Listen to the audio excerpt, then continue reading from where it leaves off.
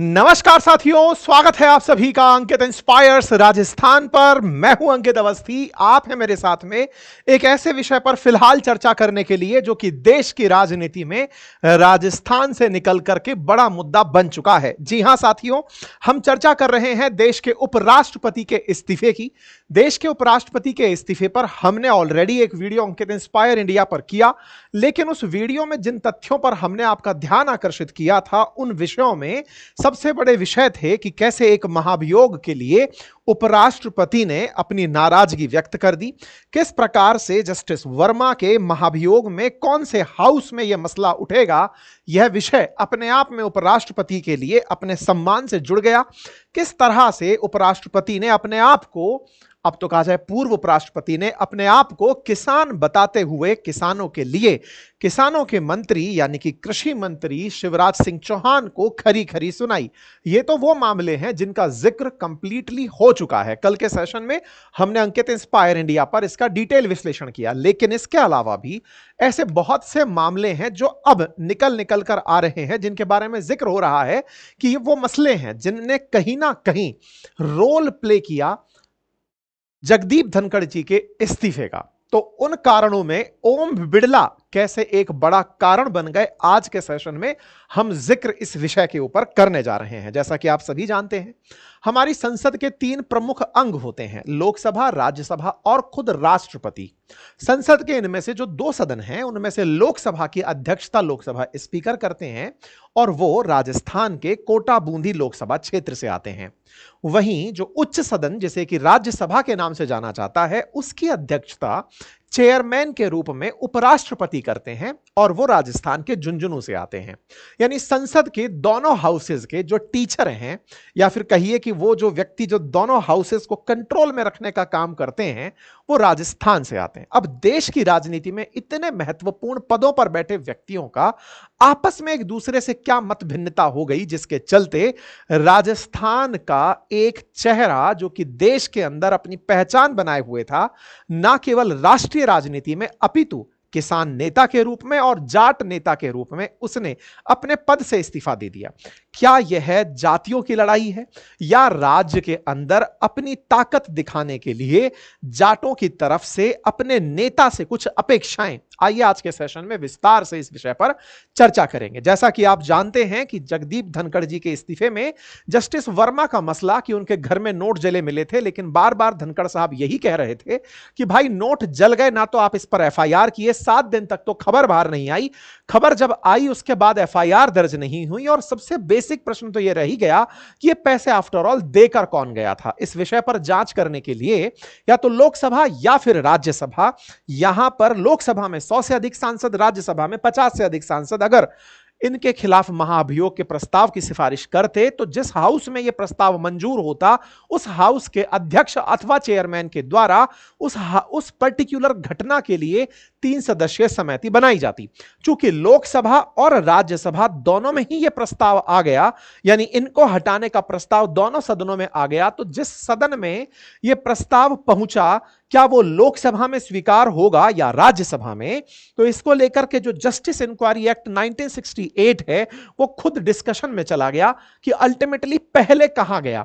तो क्या लोकसभा में ओम बिड़ला जी के सामने इनको हटाने का प्रस्ताव पहले पहुंच गया था? अगर ऐसा प्रस्ताव यहां तक पहले पहुंच गया, जिस मुद्दे को जगदीप धनखड़ जी ने पूरे देश में उठाया हुआ था लगातार कई महीनों से, अचानक लास्ट तक पहुंचते पहुंचते तैयारी आपने की थी, सहरा कोई और बंधाकर अपने साथ ले गया। ये जो तस्वीरें हैं लगभग 150 से अधिक लोकसभा के सांसदों की, जो अपनी तरफ से साइन करके कह रहे हैं कि साहब जस्टिस वर्मा के खिलाफ जांच की जानी चाहिए और महाभियोग लाया जाना चाहिए। लेकिन इस बात से आप खिन्न हुए, और खिन्न होते हुए कि ये तो मेरे को प्राथमिकता मिलनी चाहिए थी कि मैं इस विषय के ऊपर जांच बिठाता। लेकिन इस विषय में एक बहुत बड़ा प्रश्न है, और वो प्रश्न हमने कल भी अपने सेशन में उठाया था, संभवतः आप लोगों ने देखा हो। प्रश्न ये है कि साहब ओम बिड़ला जी राजस्थान से हैं, जगदीप धनखड़ जी भी राजस्थान से हैं, दोनों ही बीजेपी के नेता रहे हैं। 2003 से आप बीजेपी में रहे हैं, उसके बाद और 2003 से आप राजनीति में रहे हैं। 2003 से तो आप विधायक हैं, उसके बाद फिर आप सांसद हैं, यानी कि जो हाउस की राजनीति है आप उसमें सक्रिय रहे हैं। ऐसे में लोकसभा स्पीकर के पास जाए या इसके पास जाए, ये तो मसला डिस्कशन का होना ही नहीं चाहिए। और आज का अपडेट तो यह है कि उपराष्ट्रपति पद के लिए निर्वाचन आयोग तैयारी भी शुरू कर दिया है कि दोबारा कोई कौन और नया उपराष्ट्रपति बनाया जाए, उसकी तैयारियां चल रही हैं। ऐसे में ओम बिड़ला जी क्या इनके पास से क्रेडिट लेकर चले गए? क्या क्रेडिट की लड़ाई थी या कुछ और मसला था? मतलब कहीं ऐसा तो नहीं था कि ओम बिड़ला जी ने जानबूझकर जगदीप धनखड़ जी को यहां पर शह और मात का गेम दे दिया कि आप तैयारी किए, लीजिए, लास्ट मोमेंट पर यह सहरा मैं बंधाकर ले जा रहा हूं। खेला क्या था? अब इस खेले के पीछे ओम बिड़ला जी का जो कनेक्शन है ना, हम उसके बारे में जिक्र करेंगे। थोड़ा सा आप इनका इतिहास जान लीजिए ताकि आपको यह पता रहे कि इनका इतिहास कांग्रेस से और जनता दल से कनेक्टेड रहा है। इसलिए इन्हें बीजेपी के अंदर, जो बीजेपी के हमेशा से जो कहा जाता है ना, पूर्व से ही चले आ रहे नेताओं वाली जो इमेज है, वो इनके साथ नहीं जुड़ी रहती है। ऐसा क्यों मैं कह रहा हूं? जगदीप धनखड़ जी उम्र में ओम बिड़ला जी से सीधे 11 साल बड़े हैं, राजनीति में भी सीनियर हैं, 1990 से ही राजनीति में सक्रिय हैं। 90 के अंदर राजस्थान हाईकोर्ट में एज ए जज प्रैक्टिस की थी और आप बार एसोसिएशन के राजस्थान में अध्यक्ष भी रहे हैं। आपने सुप्रीम कोर्ट के अंदर और हाईकोर्ट के अंदर 2019 तक प्रैक्टिस की है। प्रेसिडेंट रहे हैं राजस्थान हाईकोर्ट बार एसोसिएशन के जगदीप धनखड़ साहब। धनखड़ साहब का जो वकालत में कैरियर रहा है वो बहुत ही ज्यादा प्रतिष्ठित कैरियर माना जाता है। राजस्थान के अंदर आपकी वकालत को बहुत ही श्रेष्ठ वकालतों में से एक कंसीडर किया जाता रहा है। सबसे पहले 89 में जब जनता दल के टिकट पर आप एमपी बने थे झुंझुनू से, उसके बाद आपको केंद्र में चंद्रशेखर जी की सरकार में मिनिस्टर ऑफ स्टेट का दर्जा दिया गया था। उसके बाद आपने कांग्रेस ज्वाइन करी 1991 में और अजमेर से आपने चुनाव लड़ा, लेकिन आप एमएलए बन पाए किशनगढ़ से 1993 में जाकर के। उसके बाद आप 2003 में बीजेपी ज्वाइन करते हैं, लेकिन 2003 से आप इलेक्टोरल पॉलिटिक्स में कहीं भी सक्रिय नहीं रहे। 2003 में आप बीजेपी ज्वाइन करते हैं, उसके बाद बीजेपी की कैंपेन कमेटी के अंदर आप आते हैं, आप बीजेपी के law and legal affair department को हेड करते हैं, आप गवर्नर अपॉइंट किए जाते हैं, लेकिन इस पूरे बीच में आप चुनाव कहीं नहीं लड़े। 2019 में सीधा आपको उठा करके वेस्ट बंगाल का गवर्नर बनाया जाता है। इस बीच में कहा जाता है कि आपका आरएसएस से बहुत ज्यादा नजदीकी रही। कहा जाता है कि आप इस बीच में बीजेपी के जो लॉयर्स का पूल है आप उसको भी हेड करते रहे कि बीजेपी जहां जहां केस लड़ रही है वहां पर आप अपनी वकालत का एक्सपीरियंस साझा कर रहे हैं या अपनी कंसल्टेंसी देते रहे। उसके बाद में आपको 14वें उपराष्ट्रपति के रूप में शपथ दिलवा दी जाती है। तो उपराष्ट्रपति के रूप में आप शपथ लेते हैं, राजस्थान राज्य का नाम गौरवान्वित करते हैं। राजस्थान के साथ पहले भी जैसे भैरव सिंह शेखावत साहब कहें तो उपराष्ट्रपति के पद पर रहे हैं और उसी तरह से प्रतिभा देवी पाटिल जो हैं वो राजस्थान से मुख्यमंत्री के पद, राष्ट्रपति के पद तक रही हैं। तो ऐसे में राजस्थान से जिन भी लोगों का वास्ता रहा उन रास्तों में से आपका नाम भी राजस्थान में काफी ज्यादा चर्चित रहे हैं। तो राजस्थान से आपका जो कनेक्शन है वो कनेक्शन भी देखा जाता रहा। जैसे राजस्थान में आपका जिस गांव से निकास हुआ आप उस गांव में आते रहे, जिस स्कूल से, चित्तौड़ सैनिक स्कूल से आपकी पढ़ाई हुई आप उस स्कूल आते रहे। ऐसे में ही आप राजस्थान के विभिन्न कार्यक्रमों में, चाहे वो फ्रीडम फाइटर्स के कार्यक्रम हो, आप वहां पर आते रहे। इवन बार काउंसिल के भी जब कोई मीटिंग्स हुई आप वहां पर भी आए। ऐसी ही एक मीटिंग में आप इसी महीने पहुंचे थे जहां से ओम बिड़ला जी के साथ कहा जा रहा है कि इनकी लड़ाई शुरू हुई। अब यह लड़ाई है, तलखी है, नहीं है, यह मीडिया की केवल अपनी कैलकुलेशन है, इस पर चर्चा होती रहेंगी। लेकिन कहा जा रहा है कि 12 जुलाई 2025 को Indian institute of information technology that is IIIT Kota में दीक्षांत समारोह था और दीक्षांत समारोह के अंदर आपको मुख्य अतिथि के रूप में बुलाया गया था। आप जब मुख्य अतिथि के रूप में पहुंचते हैं, कोटा उतरते हैं, तो कोटा के बारे में टिप्पणी कर देते हैं। IIIT कोटा में आप दीक्षांत समारोह में हैं, आपने कोटा पर टिप्पणी कर दी। कोटा जो कि ओम बिड़ला जी का चुनाव क्षेत्र है, आप उस पर जो टिप्पणी करते हैं वो टिप्पणी किस तरह से घातक होती है अब मैं आपको वहां लेकर चल रहा हूं। लेकिन इस बीच में मैं एक और जानकारी आपको ऐड कर देना चाहता हूं। राजस्थान के पूर्व मुख्यमंत्री अशोक गहलोत जी ने कुछ दिन पहले ही एक टिप्पणी करते हुए यह कहा था कि हमारे देश में 2 बड़े पदों पर राजस्थान से गए हुए लोग बैठे हैं लेकिन वो दबाव में काम कर रहे हैं। अशोक गहलोत जी का यह बयान कुछ समय पूर्व का है, लेकिन इस बयान राजस्थान में जिस तरह से इन्होंने दोनों का नाम लिया, उस पर धनखड़ साहब ने कहा भी था कि मुझे ऐसा कोई दबाव नहीं है, लेकिन अब जिस तरह से इस्तीफा हुआ, उस इस्तीफे में फिर से दबाव की राजनीति की चर्चा होने लगी है। खैर, अब ओम बिड़ला जी की भी कहानी सुन लीजिए। देखिए, ओम बिड़ला जी राजस्थान में जो कोटा है, कोटा जिले में 6 विधानसभा क्षेत्र हैं, और कोटा के अंदर जो कोटा दक्षिण है, वो कोटा दक्षिण असल में कोचिंग हब वाला जो क्षेत्र है, वहां से विधानसभा सीट है। आप सबसे पहले 2003 से 14 तक वहीं से विधायक रहे। अच्छा, कोटा का जब इतिहास आप चर्चा में लेकर आते हैं, तो कोटा आज तो इंडस्ट्रियल सिटी, कोचिंग सिटी के नाम से जानी जाती है। आप में से बहुत से लोगों ने कोटा को कोटा फैक्ट्री के नाम से भी सुना होगा, जब वेब सीरीज आई थी। कोटा बहुत सी चीजों के लिए जाना जाता रहा है। इसके यहां पर बिजली प्रोडक्शन के लिए जाना जाता रहा है, इंडस्ट्रीज के लिए जाना जाता रहा है, लेकिन शैक्षणिक पटल पर कोटा ने राजस्थान के अंदर जो पहचान बनाई, और फिर राजस्थान से पूरे देश में जो पहचान बनाई, उसमें कहीं ना कहीं कोचिंग इंडस्ट्री का बड़ा रोल है।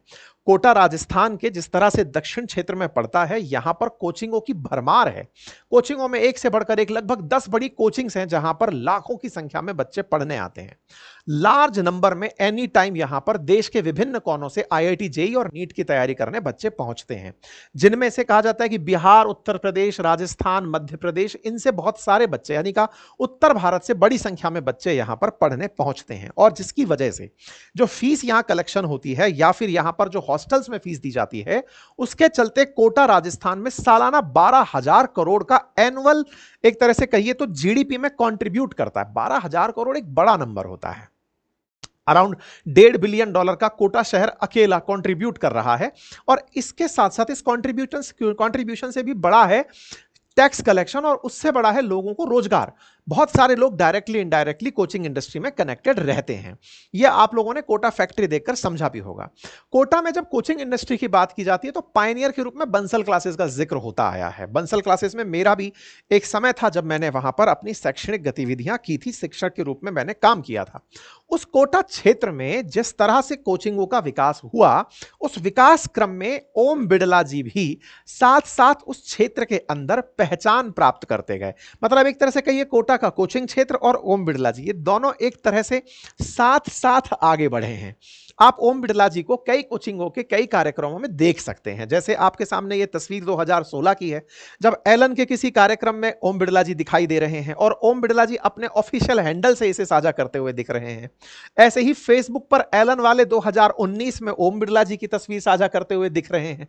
यानी कोचिंगों में ओम बिड़ला जी का जो स्वीकार्यता है, या कहिए तो कहिए एक तरह से उस इंडस्ट्री को सकारात्मक रूप से चलते रहने में, या फिर वो सही से ग्रो करे, उसमें ओम बिड़ला जी सकारात्मक रूप से भूमिका लंबे समय से निभाते आए हैं। आपकी तस्वीरें जेई टॉपर से मिलते हुए की, उसको बधाई देते हुए की तस्वीरें सुर्खियां बनती रही हैं।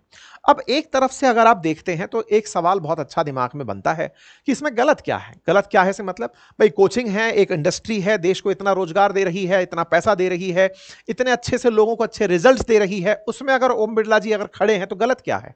बिल्कुल सही। ऐसे में अगर एक पहलू इसका इस तरह निकाला जाए कि ओम बिड़ला जी का कोचिंग वालों के साथ में जिस तरह का आत्मीय भाव है, वो भाव रिजल्ट्स के साथ साथ उनकी तरक्की में भी दिखता है। चलिए एक इसको दूसरे तरीके से लेते हैं। दूसरे तरीके से ये कि कोटा की कोचिंगें इन दिनों बहुत ज्यादा क्रिटिसाइज हुई। किस मामले में क्रिटिसाइज हुई? आत्महत्या के मामले में। कोटा में 2 लाख के आसपास छात्र, 4,000 से अधिक टीचर, लगभग 10 बड़े कोचिंग सेंटर्स हैं, और इनकी वजह से यहां होने वाली जो आत्महत्या के आंकड़े हैं, वो आंकड़े आपके सामने चीख चीख कर यह कह रहे हैं कि उन कोचिंग सेंटर्स में बच्चों को जिस तरह का प्रेशर दिया जा रहा है, उसे हैंडल करने की टेक्निक नहीं सिखाई जा रही है। इसके चलते पूरे देश में कोटा सुर्खियों में रहा। 2023 में लगभग 23 आत्महत्याएं कोटा के अंदर हुई, यह डेटा प्रकाशित हुआ। ऐसे में कोटा के जो आंकड़े हैं, इन्होंने पूरे देश में एक चर्चा छेड़ दी कि क्या कोचिंग आवश्यक है नीट की और जेईई की प्रिपरेशन के लिए, और अगर कोचिंग आवश्यक है तो इसे इस तरह से क्यों किया जा रहा है कि कोचिंग वाले अपने विज्ञापनों में करोड़ों रुपए खर्च कर रहे हैं। कुछ रैंकर्स हैं तो कुछ बैंकर्स हैं, ऐसे बच्चों को क्यों ले रहे हैं? उन्हें पता है कि यह बच्चा रिजल्ट नहीं दे सकता, या फिर उन्हें लगता है कि यह टेस्ट में अच्छा परफॉर्म नहीं कर रहा, तो उसे लास्ट डे तक क्यों लेके जाना? पेरेंट्स की काउंसलिंग पहले क्यों नहीं कर देनी? तमाम प्रकार के प्रश्न उठने शुरू हुए। इन्हीं प्रश्नों के बीच में कोटा में ओम बिड़ला जी की जो इमेज है वो वैश्विक रूप से या फिर कहिए देश के अंदर चर्चा का विषय बन गई कि साहब ये जिस तरह की घटनाएं हो रही हैं कोटा में, ओम बिड़ला जी आप क्या कर रहे हो, आप वहां पर हो तो आपने इन चीजों से निजात पाने के लिए क्या किया। अब आप विचार कीजिए कि इन आत्महत्याओं के चलते कोटा के अंदर विद्यार्थियों का आना धीरे धीरे कम होने लगा। तमाम प्रकार के प्रयास कोचिंग वाले करने लगे कि भाई यहां आत्महत्याएं ना हो, लेकिन फिर भी ओम बिड़ला जी का जाना लगातार जारी रहा। यह 2023 की ही तस्वीर है जिसमें कोटा कोचिंग के अंदर ओम बिड़ला जी दिखाई देते हैं। और ऐसे में ओम बिड़ला जी के साथ साथ यह बहुत बड़ी चीज बनती चली जाती है कि every student suicide pens me, I will try better. तो ओम बिड़ला जी आपने ऐसा क्या किया ताकि कोटा के अंदर सुसाइड्स को रोका जा सके? आपकी अच्छी कोचिंग वालों से बातचीत है, आपने उनको किस तरह से मोटिवेट किया? अब यह तो हुआ एक प्रश्न जो कि आप एक विधायक से जो कि 2014 तक रहा और उसके बाद एक सांसद से जो 2014, 2019, 2024 से है। ऐसे में आप विधायक और सांसद के रूप में उस क्षेत्र से रहे और आप इतने बड़े पद पर हैं, आप कोटा के लिए, विद्यार्थियों के लिए या फिर उन परिवार वालों के लिए क्या किए? यह तो प्रश्न हुआ जो कि इनसे पूछा जाता है एक जन नेता के रूप में। लेकिन यही प्रश्न अगर उपराष्ट्रपति पूछ लें, क्योंकि उपराष्ट्रपति ने IIIT कोटा में खड़े होकर के जो लाइन कह दी वो असल मायने में इन पर एक कटाक्ष के रूप में साबित हुई। कैसे? इन्होंने अपनी तरफ से कहा कि ये कोचिंग सेंटर नहीं, पोचिंग सेंटर बन गए हैं। यहां पर लोगों के साथ जो हो रहा है, अब ऑब्वियस सी बात है, या पोच किया जा रहा है, शोषण किया जा रहा है, लोगों को एक तरह से मारा जा रहा है। और कोचिंग वाले इतने बड़े बड़े जो होर्डिंग्स लगा रहे हैं, इनकी जरूरत क्या है? कोटा पर टिप्पणी सीधी इन पर टिप्पणी, ओम बिड़ला जी पर टिप्पणी कंसीडर की गई। मतलब ये आप ऐसे समझिए कि आपके संरक्षण में ये चल रहे हैं ऐसी इमेज, क्योंकि कोटा की कोचिंग का लगभग 25-30 साल पुराना ही इतिहास है और इनकी राजनीति का भी, दोनों का साथ साथ बढ़ना, दोनों का साथ साथ संरक्षण मिलना। आप अचानक इनको उपराष्ट्रपति होते हुए इतने बड़े मंच से कुछ ऐसा कह दें जो कि इनके लिए नागवारा गुजरे। अब ये जो तथ्य है मैंने आपको 10 जुलाई का दिया। इसके बाद में जो घटना आपके सामने हुई वो मात्र 10 दिन के भीतर घटी घटना थी, मानसून सत्र के प्रथम दिन में, जहां पर 150 से अधिक सांसदों ने लोकसभा स्पीकर को जाकर के महाभियोग के लिए पत्र लिख करके दिया। ओम बिड़ला जी ने उसे एक्सेप्ट कर लिया। वहीं राज्यसभा के जो चेयरमैन धनखड़ साहब हैं, ये इतने दिन से इस महाअभियोग के मामले को पका के लेके आ रहे थे कि मैं इस पर पूरी तरह से डिसीजन लूंगा। आप इंतजार करते रह गए और ओम बिड़ला जी उसको स्वीकार कर कर ले गए।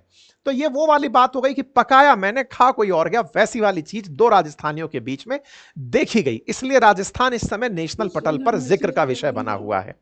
इनके जो कहने हैं और इनके जो बयान हैं वो कुल मिलाकर के एक दूसरे को कॉन्ट्रोडिक्ट करते हुए दिखाई दिए। तो ओम बिड़ला जी के साथ मामला आपको समझ में आया और ओम बिड़ला जी के साथ जो केमिस्ट्री है बीजेपी की वो आपके सामने है। अब दूसरा जो तथ्य है जिसके चलते ओम बिड़ला जी के बाद में आप चर्चा में बने हुए हैं, धनखड़ साहब के चलते राजस्थान सुर्खियों में है।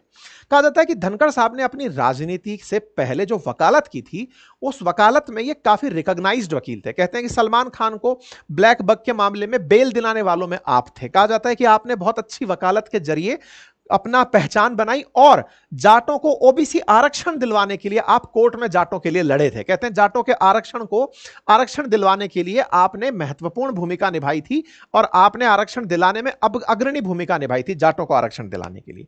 और इसी के चलते खुद जाट जाति से होते हुए अपने आप को एक प्राउड जाट के रूप में संबोधित करते रहे।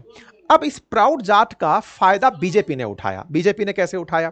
बीजेपी ने जगदीप धनखड़ साहब को राष्ट्रपति बना करके एक साथ कई सारे मोर्चे साथ दिए। जैसे राजस्थान की राजनीति में जाटों का बड़ा कंट्रीब्यूशन है। कहा जाता है कि राजस्थान की विधानसभा के अंदर 200 सीटों में से 60 सीटें जाटों के वोटिंग से प्रभावित होती हैं। हालांकि राजस्थान में लगभग 15% जाट आबादी बताई जाती है एज पर सेंसस। कहीं जगह 12, कहीं जगह 13, कहीं जगह 15 नंबर निकाला जाता है, लेकिन फिर भी 60 सीटों पर सीधा सीधा जाट वोटों का असर रहता है। ऐसे में जाट अपने लिए राज्य की राजनीति में और केंद्र की राजनीति में बड़ा स्थान अपेक्षित करते हैं। बीजेपी ने पहले इनको जाट नेता के रूप में प्रमोट होने दिया कि ये कहते कि मैं जाट नेता हूं, हाँ हाँ कहते रहो जाट नेता हो, जाट नेता हो। और ऐसे में जब इन्होंने जाट नेता कहना शुरू किया, उठा करके इनको उपराष्ट्रपति बिठा दिया। तो उपराष्ट्रपति बिठाने से बीजेपी ने एक साथ 2 स्कोर सेटल कर दिए। कैसे? पहला, राजस्थान में जाटों को एक बड़ा चेहरा दे दिया कि राजस्थान का जाट है, हमने उपराष्ट्रपति बना दिया है। नंबर दूसरा, उपराष्ट्रपति पद पर अगर कोई जाट बैठा है तो इसका मतलब है कि जाटों को केंद्रीय नेतृत्व भी मिल गया है, केंद्र में मिल गया और राज्य में, तो एक साथ दोनों जगह स्कोर सेट कर दिया गया बीजेपी के द्वारा।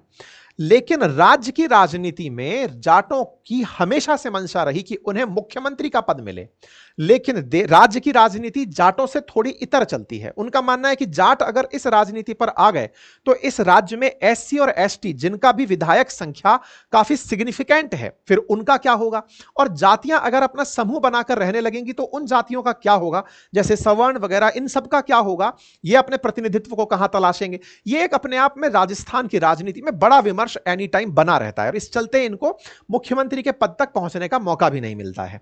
यही कारण है कि जगदीप धनखड़ साहब लगातार अपने जाट होने के नाम पर उपराष्ट्रपति पद को संभालकर चल रहे थे और बीजेपी का बड़ा काम बनाते हुए चल रहे थे। कहा जाता है कि राजस्थान में 15% के आसपास जो बीजेपी की मतलब जाटों की आबादी है, उसके चलते यहां पर 60 विधानसभा सीटों पर जाटों का सीधा असर है और 60 पर असर है और 32 जाट इस समय असेंबली के अंदर बैठे हुए हैं, विधानसभा राजस्थान के अंदर बैठे हुए हैं। और उन 32 में से, मतलब ये डेटा जुलाई 2023 का ही बताया जा रहा है, 32 जाट सांसद हैं।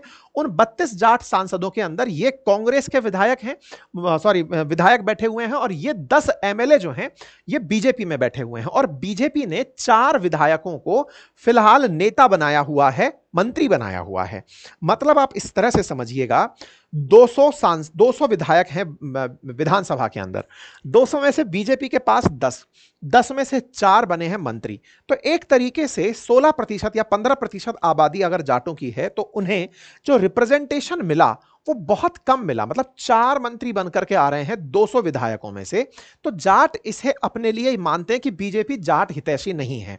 ये मानते हुए जाटों की एक नाराजगी बीजेपी से बनी आती रही थी। उस नाराजगी को जगदीप धनखड़ जी नामक उपराष्ट्रपति पद से काउंसिल किया जाता रहा, लेकिन अब वो पद छोड़ गए। तो ऐसे में राजस्थान की राजनीति में एक बड़ा परिवर्तन अपेक्षित है। माना जा रहा है कि अब मतलब एक बड़ा फेरबदल राजनीति के अंदर राजस्थान में होगा और जाटों को ज्यादा भागीदारी दी जा सकती है। इस तरह की कैलकुलेशंस राजस्थान में चलना शुरू हो चुकी हैं। ये राजस्थान के अंदर जो मंत्रियों का पूरा पूरा मंत्रिमंडल है, इसमें आने वाले समय में एक बड़ा परिवर्तन देखने को मिल सकता है। तो यह था जगदीप धनखड़ जी के लिए राजस्थान का कनेक्शन, और राजस्थान कनेक्शन में आने वाले समय पर क्या देखने को मिल सकता है उसकी हल्की सी चर्चा। उम्मीद है आपको यह चर्चा पसंद आई होगी, और अगर यह चर्चा पसंद आई हो तो अपने साथियों से अवश्य साझा करें। साथियों, अंकित इंस्पायर्स राजस्थान क्यों शुरू किया, इसके लिए मैंने हालांकि एक अलग से वीडियो जरूर बनाया है, लेकिन उसके बावजूद आप समझिएगा कि मैं एक राजस्थानी हूं, राजस्थान में पला बड़ा, राजस्थान की राजनीति, राजस्थान की सरकारी नीतियां, इनसे प्रभावित रहा हूं। ऐसे में राजस्थान के अंदर राजस्थान प्रशासनिक सेवाओं में भी मैंने अपनी सेवाएं दी। ऐसे में जो जो घटनाएं मुझे प्रभावित करती गई, उन प्रभावित करती घटनाओं को उठाने के लिए, ताकि उनको एक मंच मिले और वो बातें लोगों तक पहुंच पाएं, उनके लिए यह प्रयास शुरू किया गया है। अगर आपको मेरा यह प्रयास पसंद आए तो इस चैनल को सब्सक्राइब जरूर कीजिएगा और अपनी ताकत मुझे दीजिएगा। बहुत बहुत धन्यवाद। अपना प्यार बनाए रखिए।